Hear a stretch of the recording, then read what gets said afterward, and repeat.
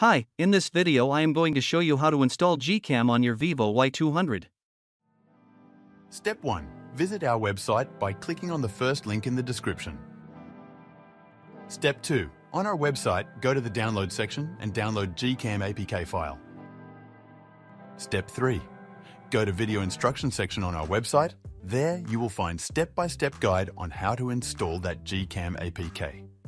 That's it. Don't forget to visit our website for complete instructions and APK file.